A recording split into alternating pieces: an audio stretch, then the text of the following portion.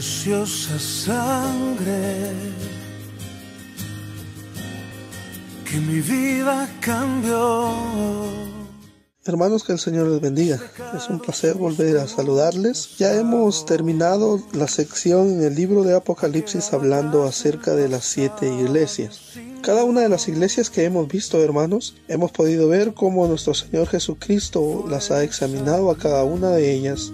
Y en primer lugar debemos de mencionar, hermanos, que Jesús es fiel y es justo. Por lo tanto, hermanos, siempre menciona aquellas cualidades positivas que cada una de estas iglesias está teniendo. Pero también vemos un reflejo en las cartas donde Jesús, por la misma justicia que tiene, también menciona a cada una de estas iglesias aquellas cosas malas o aquellas cosas en las cuales se ha desviado. A excepción, hermanos, como nosotros pudimos ver, hermanos, como Filadelfia, que es una iglesia a la cual no hay ninguna demanda en contra de ella, y también la iglesia de Esmirna.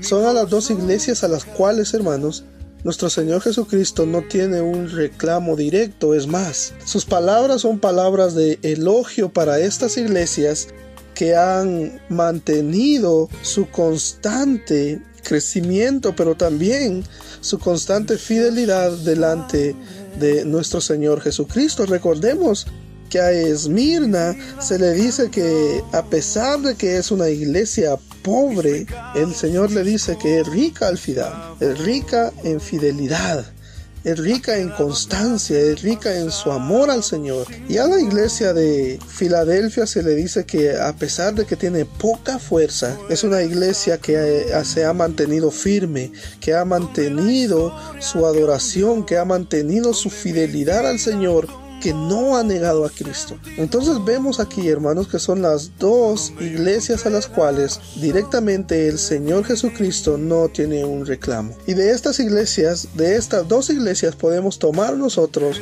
puntos importantes en los cuales nosotros podemos trabajar y podemos caminar como un ejemplo a seguir. La iglesia de Esmirna y la iglesia de Filadelfia, como aquellas iglesias que nuestro Señor Jesucristo está gozoso, está agradable, tiene orgullo nuestro Señor Jesucristo al mencionar estas iglesias que han permanecido firmes y fieles delante de Él. Pero ya hemos visto, hermanos, las otras 5 iglesias a las cuales sí tienen algunos aspectos en los cuales ellos han fallado. Éfeso le reclama a nuestro Señor Jesucristo que, a pesar de que ha trabajado arduamente, que tiene todo ese interés por trabajar, por luchar, el problema es que ellos dejaron su primer amor. Y ya vimos nosotros, hermanos, que dejar el primer amor, lo que estaba haciendo Éfeso en relación a esta expresión dejar el primer amor, era que ellos sí hacían las cosas.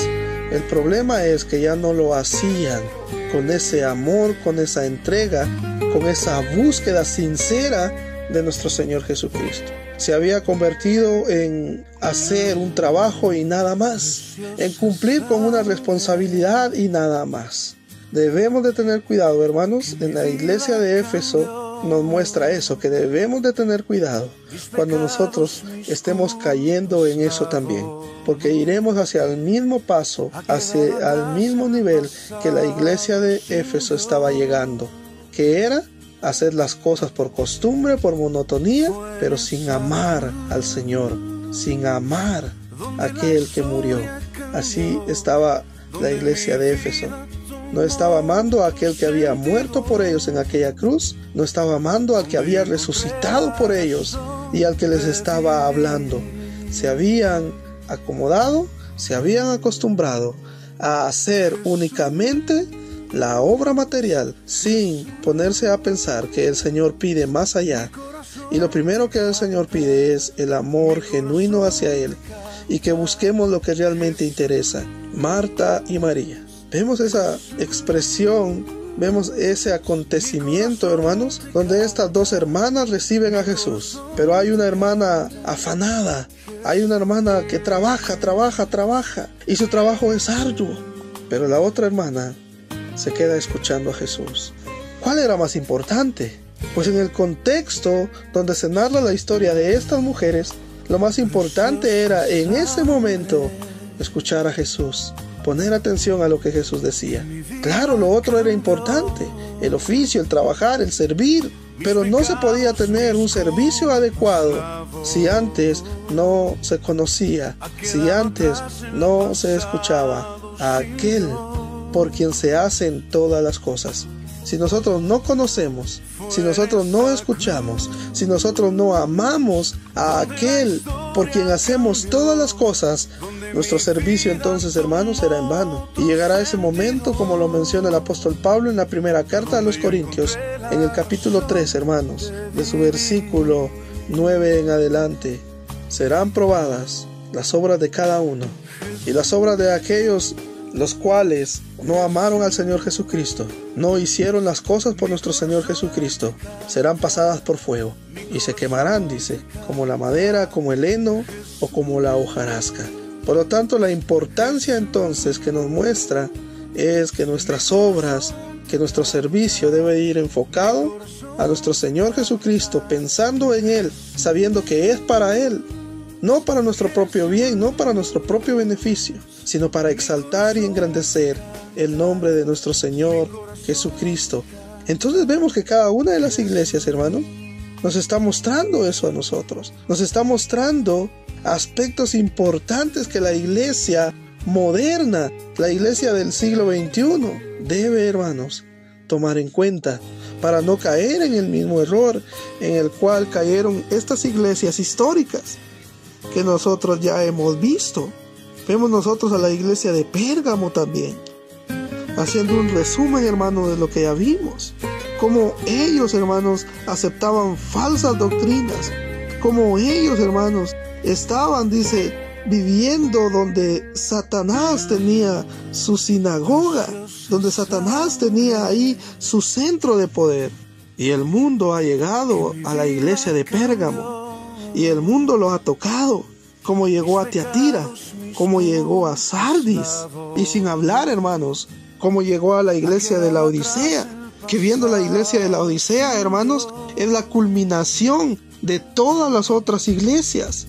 Cuando vemos nosotros a la iglesia, hermanos, de Éfeso con su alejamiento del Señor, que ya no amaban al Señor. Cuando vemos nosotros a Pérgamo, hermanos, que está metido ahí en doctrinas falsas y permite muchas ideas raras. Cuando nosotros nos vemos a Tiatira, hermanos, la cual está permitiendo, dice que Jezabel, esta mujer engañe, llena de idolatría, la iglesia. Cuando vemos nosotros a Sardis, hermanos, donde el Señor le está mencionando que es una iglesia apóstata que le ha dado la espalda y que se ha desviado, y el Señor le pide que regrese. Cuando nosotros vemos esas iglesias y ya llegamos a la iglesia de la Odisea, vemos en la iglesia de la Odisea el conjunto de todas ellas. Y la iglesia de la Odisea es la iglesia, ya no la iglesia que está morando donde está Satanás, ya no la iglesia que está permitiendo que Satanás esté dentro de ella, ya no es la iglesia que le ha estado dando la espalda al Señor, sino la Odisea ya es la iglesia que ha sacado al Señor de dentro de la misma iglesia. Es la iglesia que ha abandonado al Señor Jesucristo y ya no podría ser iglesia, sino más bien, hermanos, era una organización y no un organismo vivo como lo es el cuerpo de Cristo Jesús. Viendo esto, hermanos, podemos nosotros ver que estas 7 cartas, hermanos, revelan lo que piensa Jesús sobre cada iglesia, el pensamiento de Él. La de Sardis, hermanos, tenía una excelente imagen. La Odisea, hermanos, tenía una autoestima en el máximo nivel. Pero ante Cristo, hermanos, eran las 2 peores iglesias, hermanos. Como vimos, hermanos, a otras congregaciones Jesús felicita muy merecidamente, pero después les redarguye el pecado serio en el cual han caído, como lo fue Éfeso, Pérgamo y Tiatira.